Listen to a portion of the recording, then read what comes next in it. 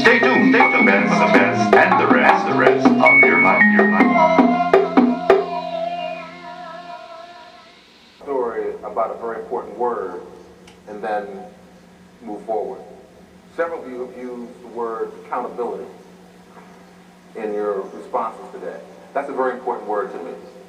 And I've got something in my lexicon that I refer to as the accountability ladder. And I want to tell you about that ladder. And I want to do it at the expense of my son. But I've done it in front of him before, so he won't be mad at me. I mean, he likes it, but go ahead anyway. The accountability ladder has 8 rungs. The lower 4 rungs are people who are unaccountable. And they're victims. And too much of what we do in our movement today is a function of acting and thinking like victims. Accountable people who are at the top 4 rungs of the ladder are powerful people. So when you're accountable, you're powerful. Now here's the quick story. Young Tarn Gordon came home as a high school kid many years ago and had a long look on his face. And I said, what's wrong? He said, I got a project due tomorrow and it's not ready. And I said, why not? He said, because I didn't realize until today that it's due tomorrow. That's the lowest rung of unaccountability, which is unconscious, unaware. I didn't know. So I said, why is it that you didn't know? And he said, the teacher didn't make it clear. That's the next rung on that ladder, which is blame others. Well, not my fault, it's her fault. And then I said, so what are you going to do about it? He said, nothing I can do about it. It's 6 o'clock on Wednesday night. The school bus comes 8 o'clock on Thursday morning. I'm out of time. Nothing I can do about it. And that's the 3rd rung on the accountability ladder, which is called I can't. Nothing I can do about it. So I then said, so if that's the case, by the end of the marking period, what kind of grades are you going to get in this class?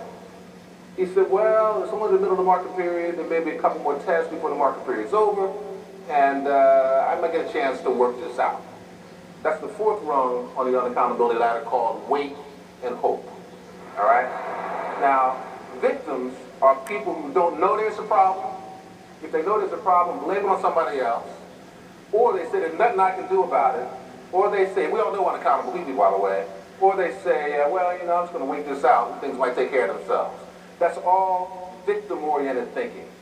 That's not accountable thinking. Accountable people, here's what Tarn could have said when I saw that long face and said, what's wrong? He could have said, Dad, I messed up. Got a paper due tomorrow. Should have had it done by now. Wasn't paying attention, snuck up on me. I got a crunch. That's the first rung of being accountable, which is acknowledging reality. Now, once he acknowledged reality, what he could have said was, so here's what I'm going to do. This is the electronic age. This is the age of the internet.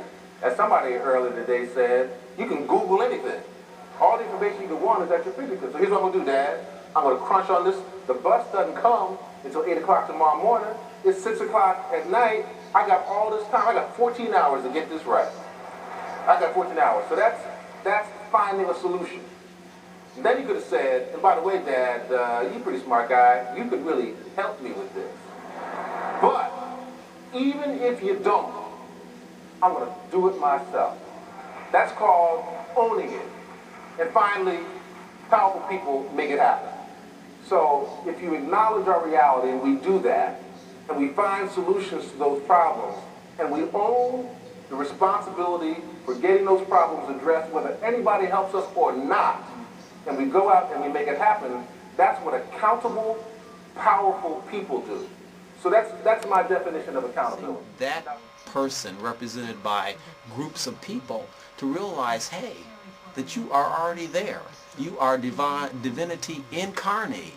There's no real work for you to do other than just to acknowledge to yourself, amongst yourself, who you really are and act accordance with that awareness, with that consciousness, behave in that way, and the Spirit will guide you.